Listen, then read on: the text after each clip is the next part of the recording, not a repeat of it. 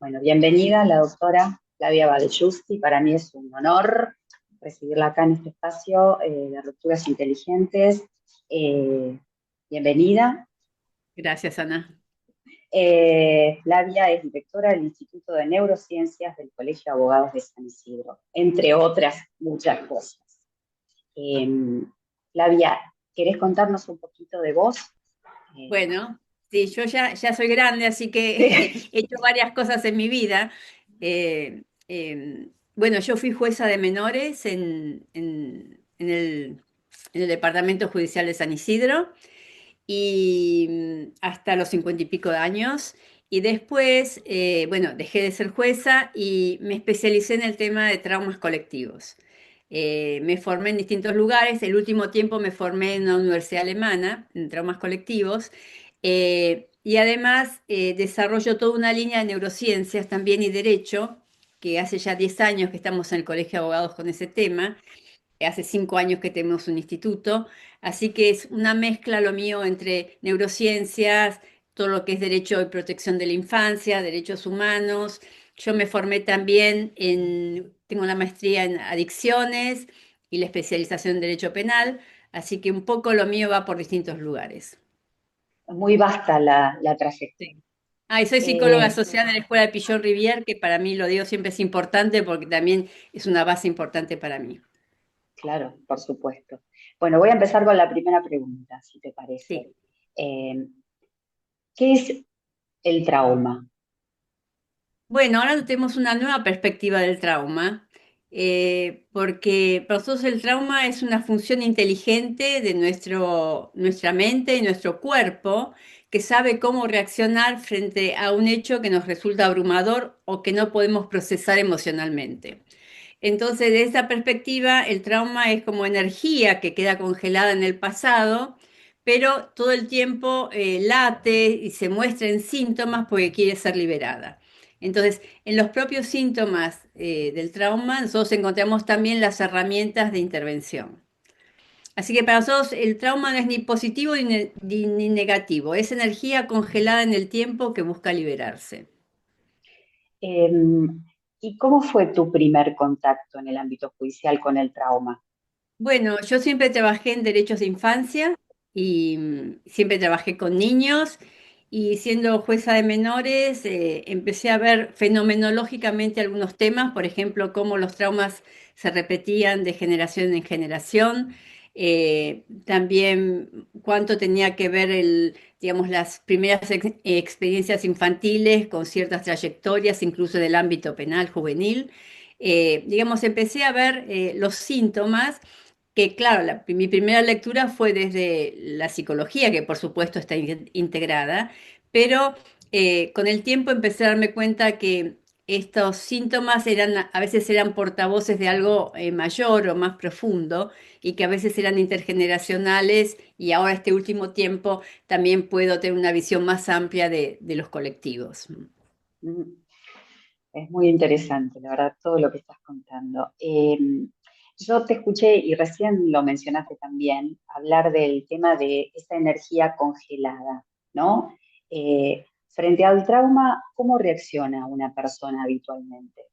Bueno, tenemos tres respuestas frente al trauma. Decimos que es energía vital congelada. Esa energía, cuando una persona todavía retiene ese tipo de energía, tiene menos disponibilidad para la vida. Puede menos con la vida porque parte que todavía está en esa situación.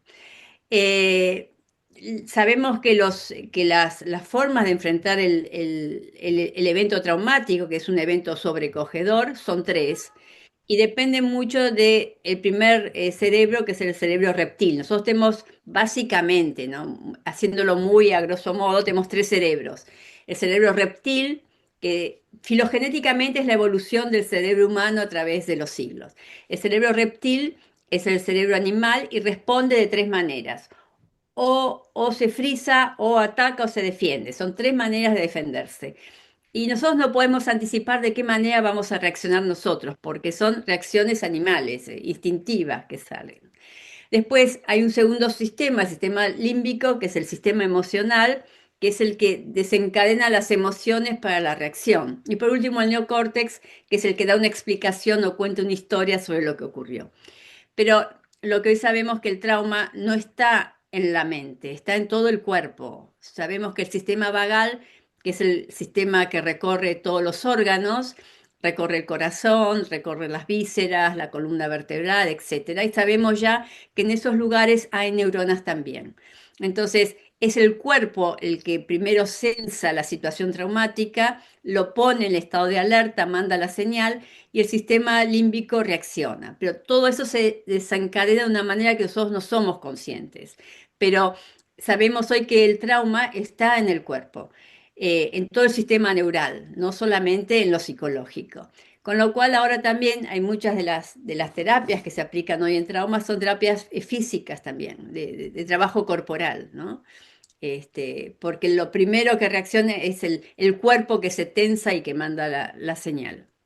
Con lo cual, no siempre el trauma puede ser explicado, sino que muchas veces el trauma aparece o los síntomas de lo que queda del trauma aparecen también en sensaciones físicas.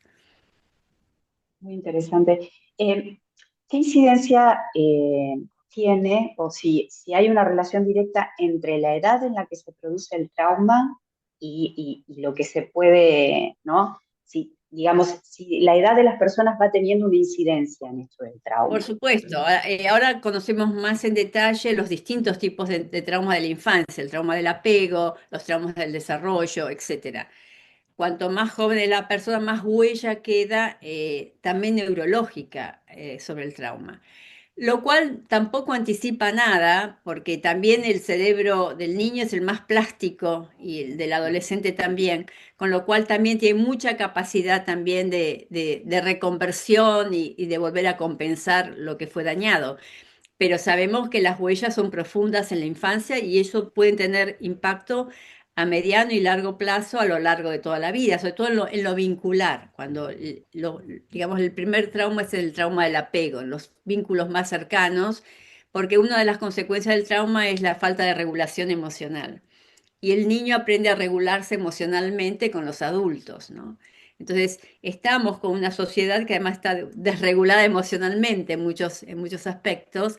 Entonces, esos primeros vínculos son fundantes y lo sabemos desde Anna Freud, desde toda la psicología infantil, ¿no?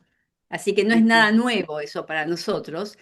Lo que por ahí sí nos trae mucha más información es el avance que hubo en neurociencias para entender cómo son los mecanismos.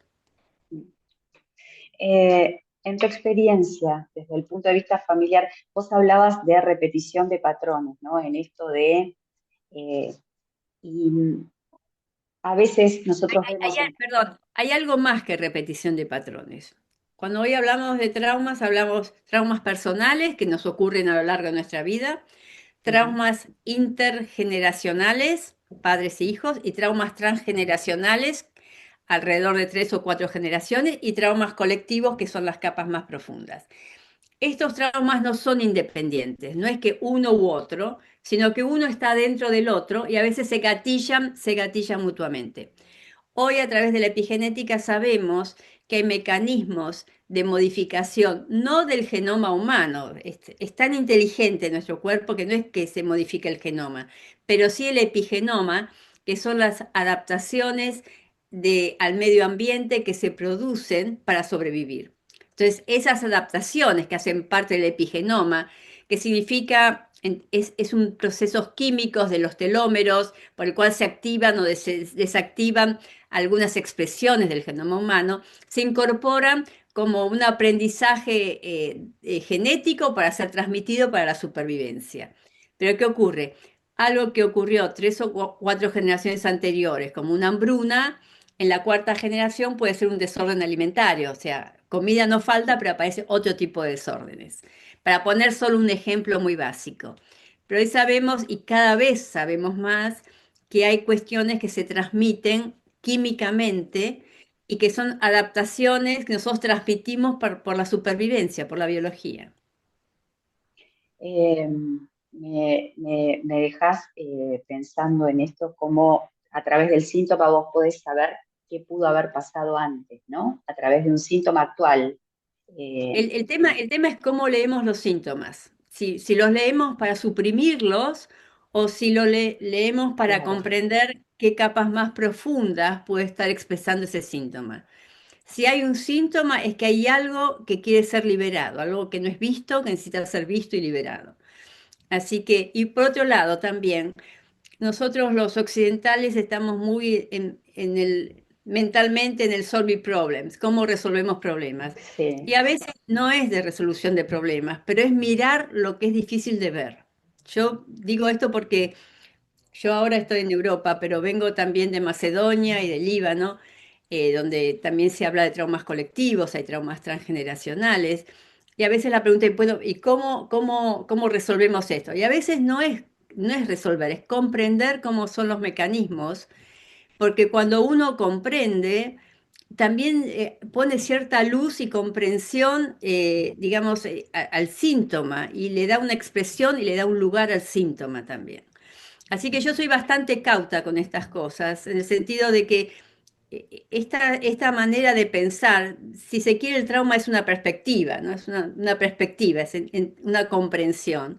No es necesariamente porque tengamos las soluciones, sino para comprender más en profundidad qué nos dicen los síntomas.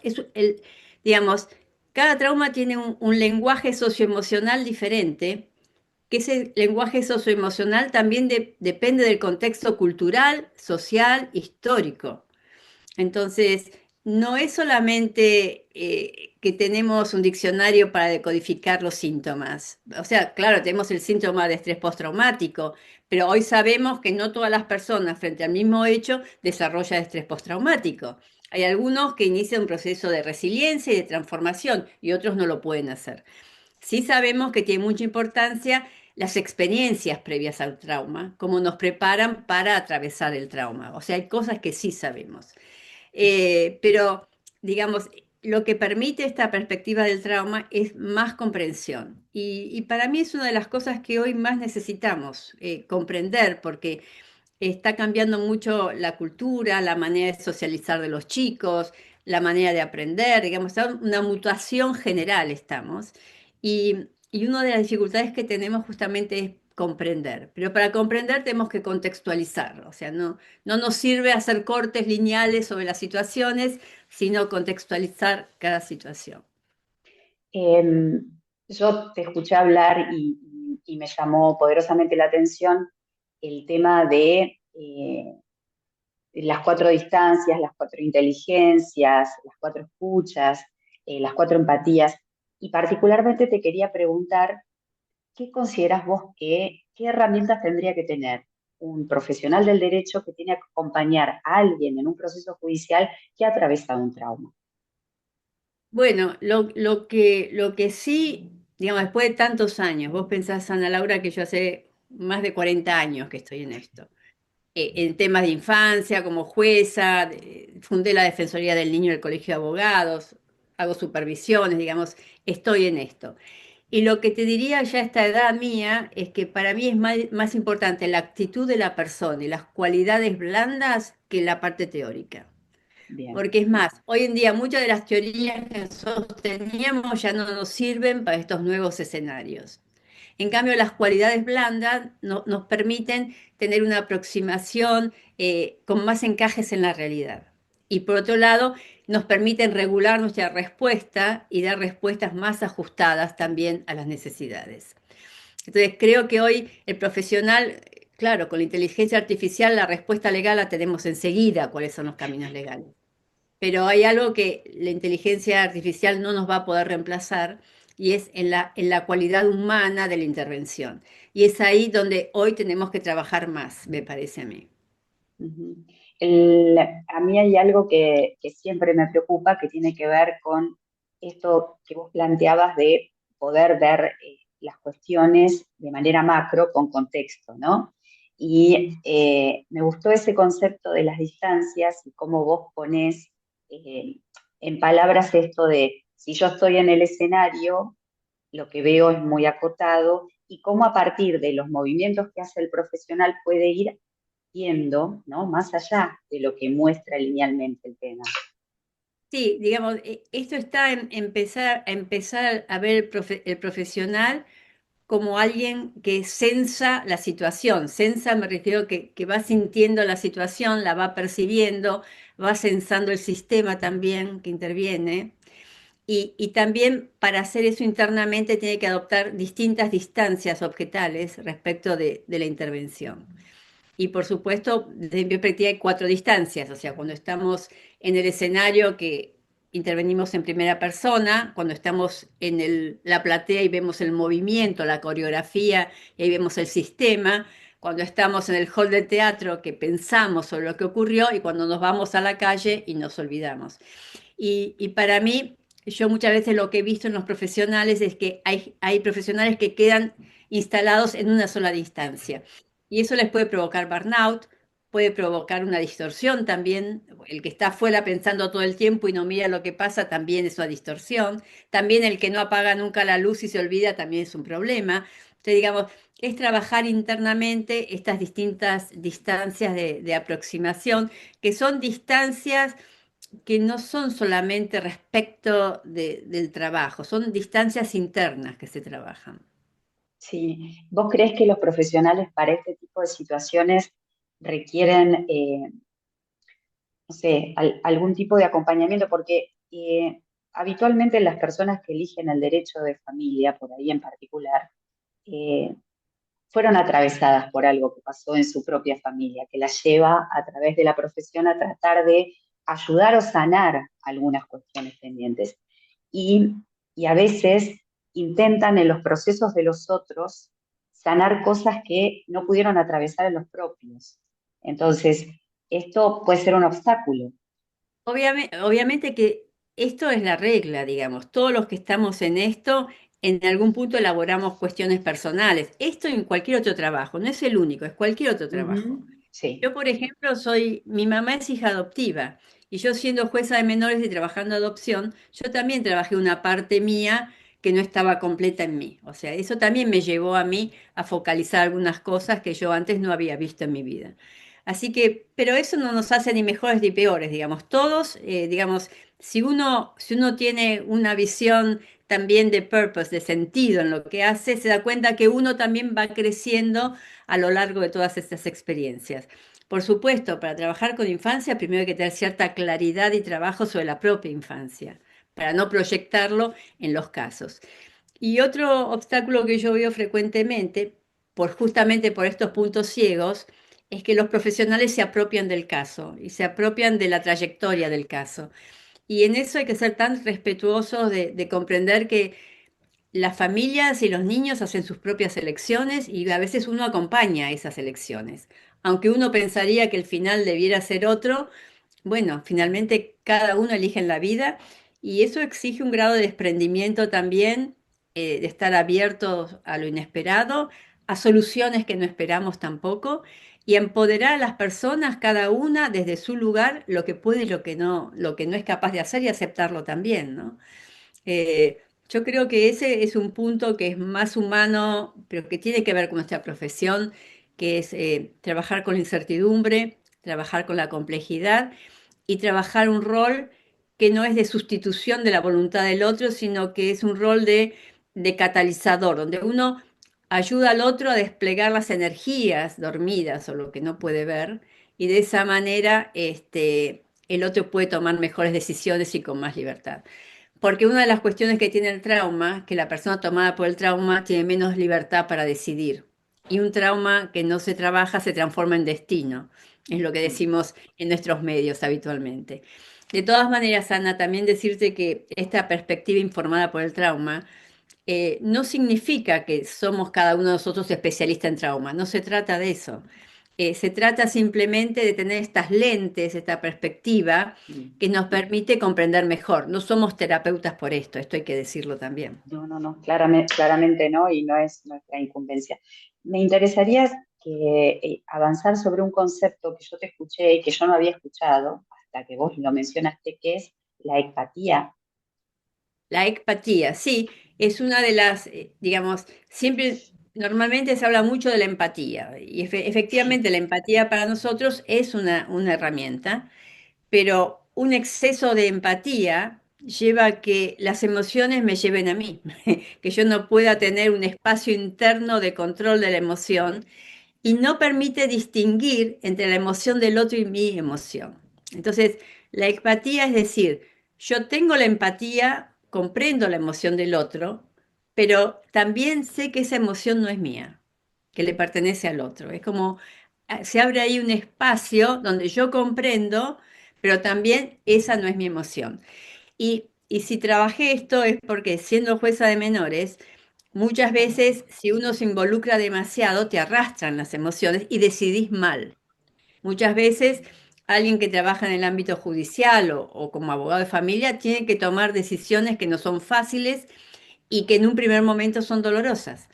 Entonces, si no tenemos también un espacio de introspección y también de evaluación más fría sobre la situación, no podemos tomar buenas decisiones. Por eso también para mí la toma de decisiones también tiene que estar informada por el trauma, porque hay que trabajar mucho ese espacio interior para que sea confiable, para que sea seguro y también para que tenga espacio, porque la regla fundamental del trauma es que colapsa el espacio-tiempo. El espacio-tiempo colapsa, o sea, no hay espacio para transformar, para tramitar, para procesar, se aceleran los tiempos y ahí eso no, es como un vórtice que nos lleva a todos puestos. Entonces, Claro. justamente en trauma, y yo que trabajo en traumas colectivos, se trabaja todo el tiempo en desacelerar y abrir espacios de calidad que sean coherentes, donde lo que está subterráneo y tiene que emerger, que puede emerger. Entonces, y eso lo veo mucho en supervisión. A veces me he visto yo en supervisión diciendo, el equipo se está acelerando acá, el caso no está maduro para ir en esa dirección. Hay que desacelerar. ¿Cómo? Pero hay que desacelerar y acompañar. Entonces, hay una cuestión de timing, de tiempos y de procesos donde tiene mucha importancia la cualidad que tiene el espacio. Y también que el tiempo no nos lleve puesto. Hay que desacelerar y hacer más espacio. Para mí Eh, esto es sí, un arte, ¿no? Es cómo crear sí, espacios, total. espacios de calidad. Pero te diré que un espacio es de calidad cuando nosotros lo llamamos coherencia, pero es cuando las distintas partes están conectadas, cuando hay conexiones que son reales. Recién te escuchaba cuando decías esto y a veces uno tiene la tendencia de querer terminar el caso, ¿no? Que está acompañando. Y por ahí el caso no está maduro para llegar a esa situación. No, Entonces, además, otra cosa, los tiempos procesales no se llevan bien con los tiempos subjetivos. Entonces, y lo veo también yo en penal juvenil, digamos. De pronto la ley te dice en 48 horas hay que resolver la primera si es prisión o no prisión, y 48 horas, te lo digo por experiencia personal, no te alcanzan para evaluar un caso, vas a ver cómo se reacciona frente al caso, la familia, el chico, qué medidas se pueden tomar, qué otras medidas no se pueden tomar. Es como que permanentemente el derecho nos pone en bretes bajo la falsa consigna de que todo es muy lento. Y las cosas no son lentas, son procesos humanos. Entonces, muchas veces lo que tienen que hacer los abogados es esto de compatibilizar los tiempos subjetivos con los tiempos del procedimiento. Y eso no es fácil, no es fácil. no. Y te quiero preguntar, en este sentido, por ahí brindar herramientas para los profesionales, ¿cuánto los colegios o el colegio en particular de San Isidro trabaja en esto, ¿no? En brindar ese espacio para que el profesional pueda tomar conciencia de todo esto que vos estás contando, ¿no? Es decir, Bueno, sí, en el colegio tenemos, yo antes de ser directora del Instituto de Neurociencias, fui directora muchos años del Instituto de Niños y Familia, que ahora la directora es la doctora Fiorini. Bueno, desde el instituto, desde el año 98, damos cursos interdisciplinarios. Antes se llamaba consejero en minoridad, ahora se llama abogado del niño, pero son cursos donde yo, por ejemplo, doy la parte de trauma, por ejemplo. Después tenemos el Instituto de Neurociencias, mediación, estamos muy en contacto con mediación para hablar de estos temas también. Así que siempre el Colegio de Abogados San Isidro fue un buen semillero de maduración, de apertura, de investigación, de búsqueda. Siempre fue un gran soporte para todos nosotros. buenísimo. Eh, yo, hay una cosa que yo noto a veces cuando llega la gente a la consulta, que es, parece que fuera un problema jurídico, pero en realidad no lo es. Es algo que está oculto atrás de este planteo jurídico. Ujú. Eh, y en esa situación, lo que yo pienso es, la ley marca que yo tengo que ir a tribunales, y yo no sé si tribunales es el mejor lugar para resolver este tema. Bueno, eso nos lleva a pensar, yo últimamente planteo esto, que la ley y la justicia no solo es en tribunales, digamos. Para mí, en mi sentido último, la ley ordena algo que está desordenado. Hasta cuando hay un delito, algo está desordenado. O sea, hay un desorden ahí que está llamando ser ordenado. Ahora Ujú, bien, esos órdenes pueden ser superficiales o pueden ser más profundos. Eh, de manera que, y cuando nosotros pensamos de esta manera, no necesitamos juzgar que está bien o que está mal. Hay un desorden y hay que volver a ordenar algo que está desordenado, y hay algo que no está acorde a la ley de la vida, y algo que está fuera de sintonía y hay que volver a ordenar. Desde esa perspectiva, no necesariamente el conflicto se resuelve de manera judicial, sino que muchas veces hay que estar abierto también a cómo madura el proceso. Para mí hay algo ahí en el tiempo que es importante, que hay una cualidad en el tiempo. Es cierto que hay decisiones que no se pueden postergar, que hay que tomar, también eso es cierto, y yo lo he visto mucho como jueza de menores, pero también es cierto que muchas veces buscamos obturar el problema en lugar de resolverlo. Entonces, generalmente se plantea el tema ya rápido, ¿cuál es la solución? Y ahí estamos obturando el problema en lugar de abrirlo. Yo sé que a veces no es fácil abrir los temas. eh, También tener tolerancia a la frustración digamos, y al tiempo y el tiempo de los demás. Esa es una cualidad para mí. Pero los problemas no hay que cerrarlos, hay que abrirlos. Es como los traumas no se cierran suprimiendo los síntomas, los traumas se atraviesan, se transforman abriéndolos y dejando que eso fluya como tiene y recomponga como se tiene que recomponer, ¿no? ujú. Te quiero preguntar, porque también te escuché hablar que cuando la persona que tiene un trauma, por ahí tiene que atravesar un proceso judicial, busca un abogado. ¿Y qué cualidad tendría que tener ese abogado, ¿no? En cuanto, yo te escuchaba hablar recién de regulación, ¿no? Para acompañar ese proceso. ¿Qué es lo que busca la persona? Primero que está buscando a alguien que entienda cuál es su problema, aunque ella no lo entienda. A veces la persona no lo entiende, pero alguien busca que alguien lo ayude a entender más el problema. Ujú, Por supuesto, una de las claves, como dijiste, es que sea un profesional que esté regulado. Si no está autorregulado emocionalmente, no puede ofrecer un espacio donde la persona se regule. Y después, otra de las cuestiones es que trabajar en equipo. Los abogados trabajan muy solos y realmente hay que trabajar en equipo. Digamos, si es un equipo interdisciplinario, mejor, pero mejor. para temas complejos, siempre de la perspectiva de cualquier persona hay puntos ciegos que nosotros no vemos y que cuando trabajamos en equipo se pueden mirar. Así que yo creo que es un déficit de nuestra profesión que pensamos que todo lo podemos trabajar solos. Mm. Y en cambio, trabajar en equipo aumenta mucho la calidad de intervención también. Sí, y esto es interesante lo que vos planteás de los puntos ciegos porque a nosotros no nos enseñan esto, ¿no? Entonces, vos pensás que aplicando, no sé, el código vas a llegar a la solución y por ahí hay algo que se te está pasando o hay algo que te molesta del caso y no sabes por qué. Entonces, esto de revisar esa visión que nosotros tenemos de la cuestión para ver si se nos está escapando algo. Sí, primero al menos mi fórmula, cuando era jueza y me costaba tomar una decisión, ahí la pregunta era, ¿qué es lo que me falta preguntar? ¿Qué es lo que todavía no sé? Que pienso que sé y todavía no lo sé. O sea, si me está costando tomar una decisión es porque hay algo que todavía no sé y que me falta completar la información, aunque no sepa todavía cuál es la pregunta. Uno. Sí. Y segundo, otra cuestión que yo veo en nuestra profesión, que no estamos acostumbrados a la supervisión. Y la supervisión ayuda muchísimo, no porque otro sepa más que uno, pero por la distancia. Te lo digo yo por mi práctica, digamos. Yo incluso voy a otras culturas y a mí tener la distancia cultural de venir de otra cultura me permite a mí tener visiones que desde adentro de la cultura no puedes ver. Entonces, hay una cuestión de distancias, hay una cuestión de ver más por encima y más globalmente el caso, hay menos implicancias emocionales en el caso, uno se puede hacer más preguntas sobre son los puntos de apertura que todavía no se plantearon. Entonces, para mí también, claro que no tenemos escuela nosotros, pero para mí la supervisión es un muy buen punto también para incorporar. Sí, supervisión entre abogados, decimos, ¿no?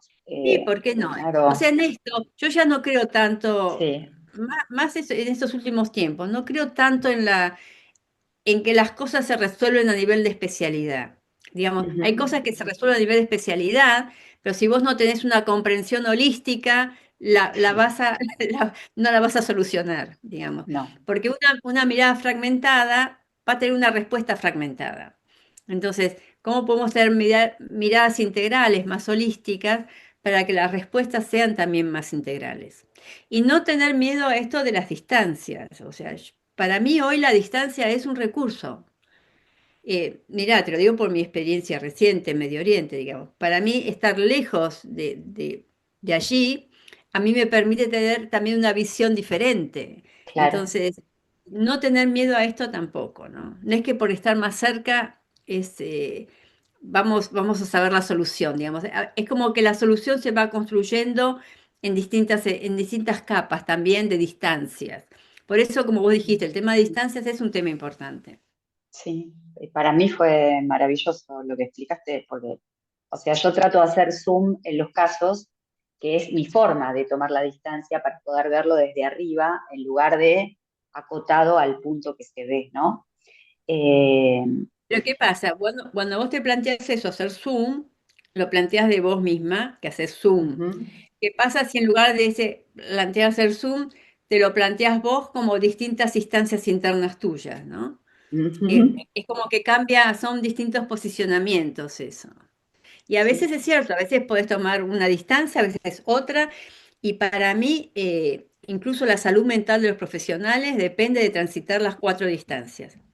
Yo que trabajo mucho el tema del burnout, lo veo todo el tiempo. O sea, el problema son los que se quedan en el escenario o que no se implican a veces por burnout. Entonces, claro. para mí, un abordaje saludable es poder ser internamente, transitar esas cuatro distancias. No, es excelente el tema de las distancias. La verdad que Y también el, el tema ya que trajiste el tema del modelo, también el sí, tema de las inteligencias que necesitamos. Porque está bien, podemos tener la respuesta jurídica, pero también, ¿qué te está diciendo tu cuerpo de la situación? ¿Qué te pone incómodo o qué te hace sentir más cómodo? Digamos, hay cosas, yo también planteo la inteligencia ética, porque a mí o sea, parte de mi línea teórica es plantear que el trauma también se sana cuando restauramos éticamente la situación.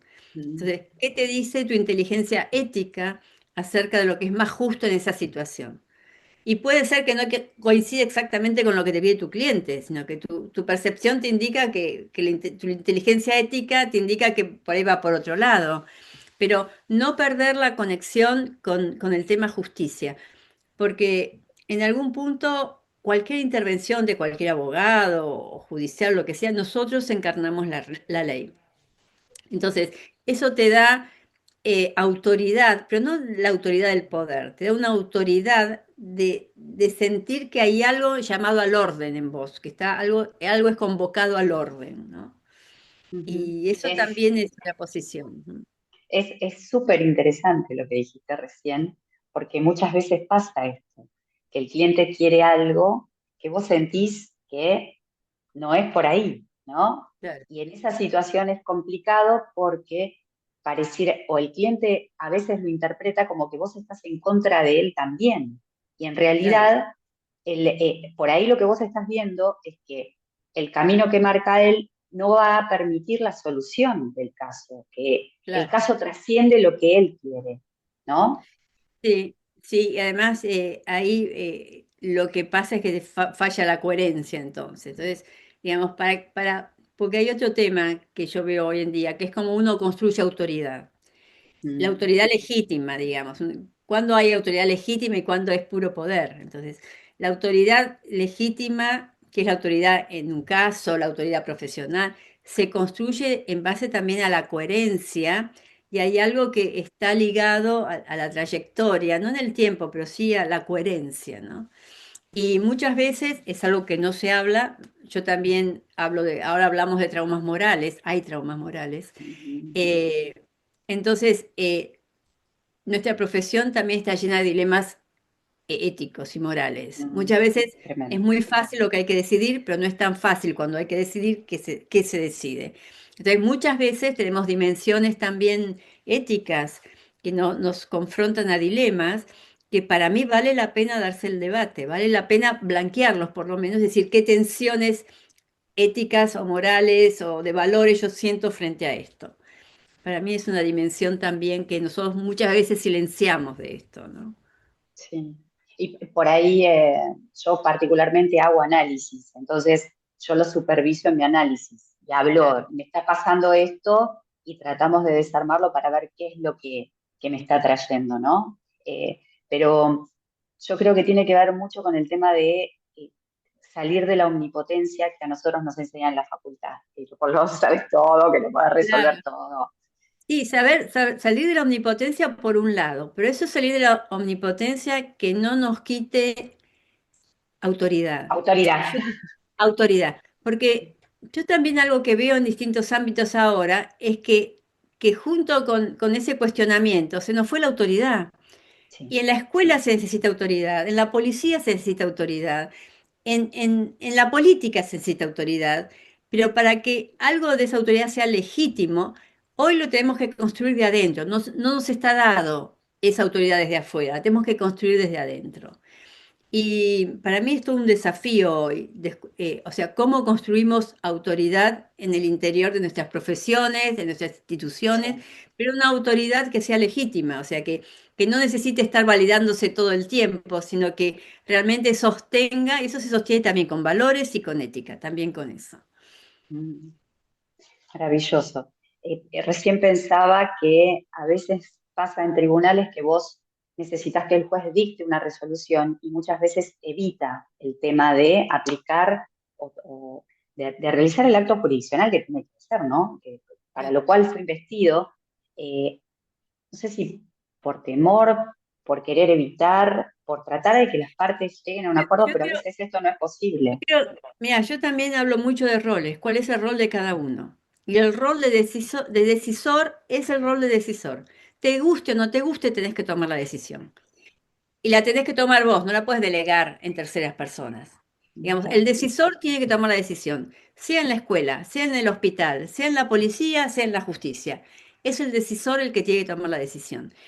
Y para mí esto hace parte de la sanidad mental también de las instituciones, ¿no? Porque Claro. no nos podemos correr tampoco del tema de autoridad, de ejercicio legítimo de autoridad. Porque cuando hay algo que está desordenado para la ley, y no digo solamente la ley positiva, digo la ley de la vida, lo que es lo Mm, correcto. Algo está llamado a ponerse en orden nuevamente.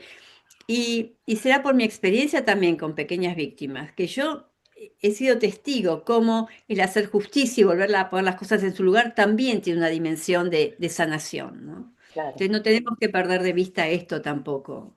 Digamos, el trauma, y es algo que últimamente estoy revisando yo, el trauma no se sana solamente en un consultorio privado. ¿M? Hay otras múltiples maneras de entender cómo restaurar esa situación, cómo volver a conectar ahí con la ley de la vida lo que fue desconectado, ¿no? Mm, Entonces, porque también estamos con sociedades que están muy desreguladas emocionalmente, por los traumas mm, colectivos como el COVID, por digamos, los acelerados cambios tecnológicos que se están produciendo, tremendo. por todo lo que significa la comunicación y las redes sociales. Entonces, estamos con nuevos escenarios donde no podemos seguir apelando a esta idea mágica de un niño, de una persona, un terapeuta. Tenemos que buscar nuevas formas de poder abordar esto. Y bueno, yo que trabajo en temas traumas colectivos, muchas formas son colectivas también. ¿Cuánto Mm, puede hacer la comunidad, la familia ampliada? ¿Cuánto podemos hacer en todo esto? mm. Y con la idea de, yo te escuché hablar a vos del tema que está bien la corresponsabilidad, ¿no? Que es, ¿no? A nivel familiar, pero que también es importante que cada uno suma su propia responsabilidad. Claro, yo digo, eso es una de las críticas que yo le hago a nuestro sistema jurídico, ¿eh? Porque cuando se implementó la ley 26.061, todo el mundo salió a decir corresponsabilidad. Ahora, 20 años después, nos damos cuenta que la corresponsabilidad en muchos momentos significó correrse de las responsabilidades. Hoy yo te diría que yo prefiero un sistema donde se sepa en cabeza de quién está la responsabilidad, porque Claro. si no se difumina todo ese plano. O sea, parte de construir legitimidad y autoridad tiene que ver con asumir la responsabilidad. Ahora, la responsabilidad es la habilidad para responder. Tenemos que ser también hábiles para responder. Y cuando eso pasa en la familia, ¿cómo nosotros podemos crear condiciones de habilidad para responder a lo que les está pasando también? Entonces la responsabilidad empieza a adquirir otras dimensiones. Mm, Y por supuesto, cuando hay un trauma detrás, muchas veces no tenés la habilidad para responder. Eso también hay que entenderlo. Y la perspectiva de trauma nos permite a nosotros dejar de polarizarnos entre víctima y ofensor, entre una cosa y la otra, y entender que detrás de todas las personas también hay traumas, ¿no? Con sí, lo cual sí, no sí. significa justificar, siempre lo digo esto, ¿eh? No significa No, justificar, significa comprender para comprender. encontrar nuevas maneras, sí. Bueno, Flavia, para mí es un placer, podría estar escuchándote toda la tarde. No, si querés Eh, alguna pregunta más, seguí, me tengo tiempo. el, el- por ahí lo que me gustaría, habíamos hablado, si querés referirte un poquito a las cuatro escuchas, ¿no? O alguna de las escuchas en particular eh, Sí, respecto de bueno, las esto, cuatro escuchas, ¿sí? digamos, siempre vos en mi esquema de los 4D, siempre la cuarta es Ujú. algo nuevo. Entonces, Ajá, en las cuatro escuchas, siempre en nuestros medios se hablan de escucha activa, escucha empática, todo eso lo conocemos, pero hay una cuarta escucha que es la escucha generativa, que es la escucha que yo estoy escuchando con presencia y apertura, pero me guardo una parte mía para detectar qué semillas de un futuro hay en lo que se está hablando, qué posibilidades hay. Entonces, no me engancho nada más que con el relato, sino hay una parte mía que está procesando de todo lo que escucho, qué puedo yo tomar que me signifique un futuro diferente o que tenga una potencialidad futuro. ujú. Muy interesante. O sea que a partir de esto vos generás algo que no sabes en dónde puede terminar, que es como una Claro, en especie realidad no de... lo generás. Lo que vos ves es el campo potencial que tenés hoy. Ok. Mira, y esto de alguna manera, discúlpame que lo traiga, pero a veces yo Mm, relaciono cosas muy diferentes. Pero yo estaba dando una charla en Líbano, imagínate el año pasado con la guerra, este año también, mm, este año es la segunda vez que voy, y yo termino mi charla diciendo, la esperanza no es ilusión. ¿M? Porque ilusión es cuando vos querés algo y querés que se concrete ese algo que vos querés, ¿entendés? En cambio, la esperanza es estar abierto a las posibilidades, a las potencialidades que tiene el presente hoy. Y pueden ser varias, pueden darse o pueden no darse. Pero, es decir, siempre, si nosotros trabajamos en un metanivel también, es un metanivel importante para trabajar en las resoluciones. ¿Qué sentido tiene la experiencia que estamos atravesando? Si podemos tocar ese suelo de qué sentido tiene la experiencia, en ese suelo hay semillas de futuros diferentes. ujú. Maravilloso. Entonces Eh, podemos pensarlo también como proceso de transformación.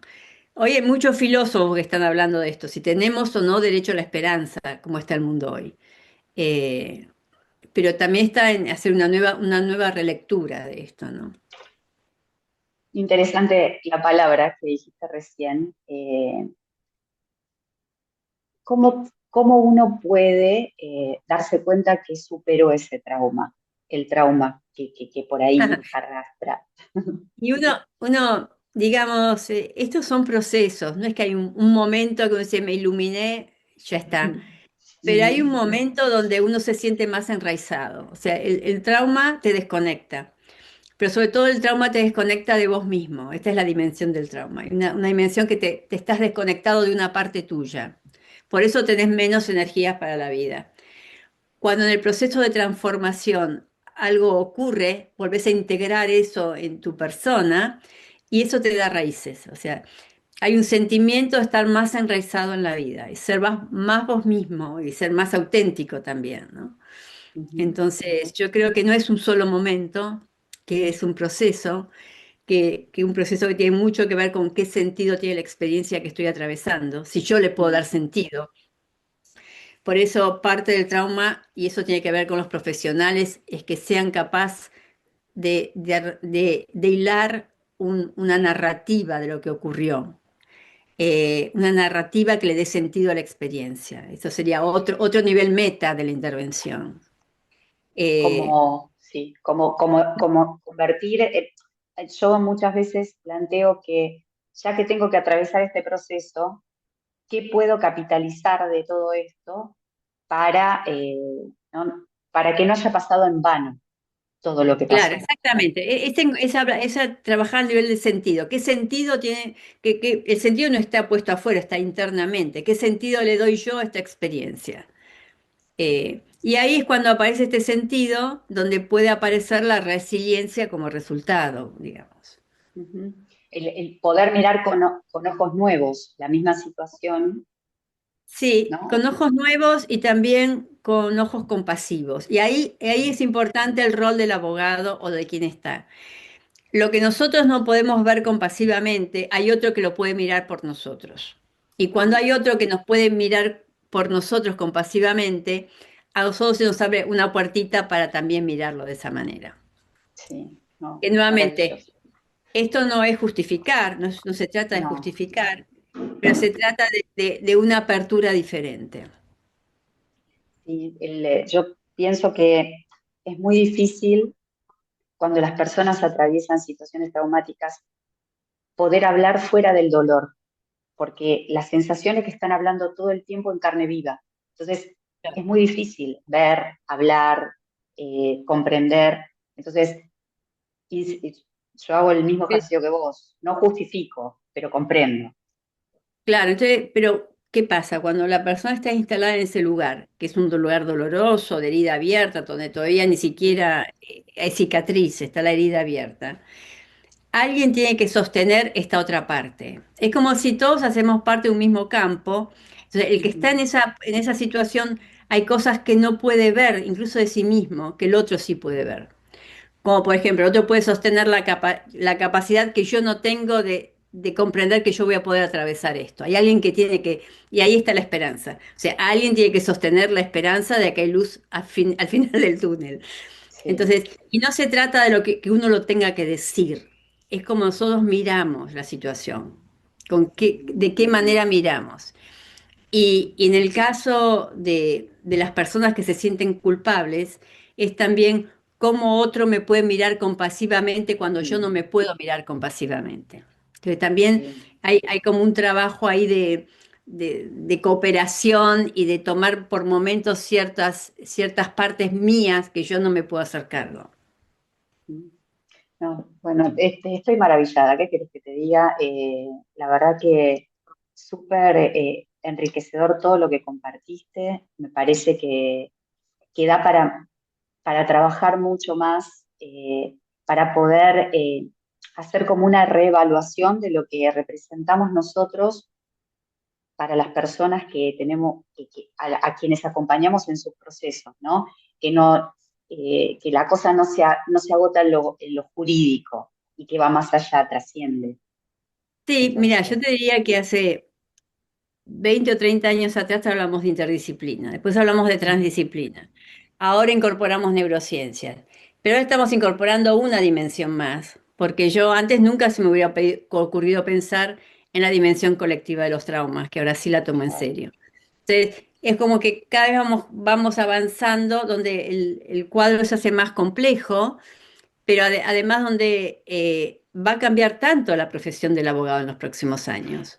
Entonces, nosotros también tenemos que entender, si querés, con una visión también optimista sobre cuáles son los recursos que nosotros sí tenemos que no va a tener el sistema.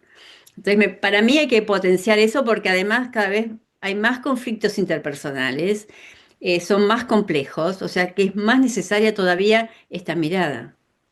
Sí, y ¿sabes qué? Me pensaba también en el tema de muchas veces eh, pasa cuando vos vas a un juzgado de familia eh, que en la mesa la gente no se involucra, no te escucha, vos sentís que no hay ida y vuelta. Y creo que tiene que ver con esto de, eh, como hay mucha vulnerabilidad, como prefiero no entrar, ¿no?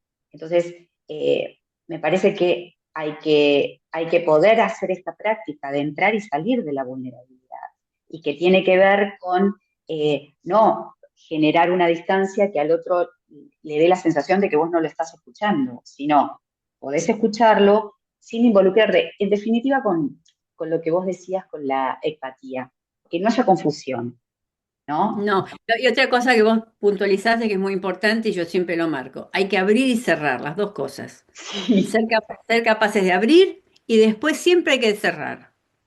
O sea, abrir, focalizar y después cerrar. No importa cuántas veces lo hagas, pero es necesario estos movimientos. A veces tenemos que prestar más atención a los movimientos. sí. Lo que pasa es que el miedo muchas veces te hace evitar entrar en ese tipo de situaciones, ¿sí? Y es necesario, porque cuando uno acompaña a gente que atraviesa este tipo de procesos, es Sí, necesario. yo lo veo a veces a los profesionales muy, muy desprovistos de respaldo para eso, digamos, cuando el Ujú. sistema no responde. Entonces hay mucha carga sobre vos y si no tenés un respaldo atrás, eh, necesariamente vas a reaccionar porque no tenés con qué, ¿entendés?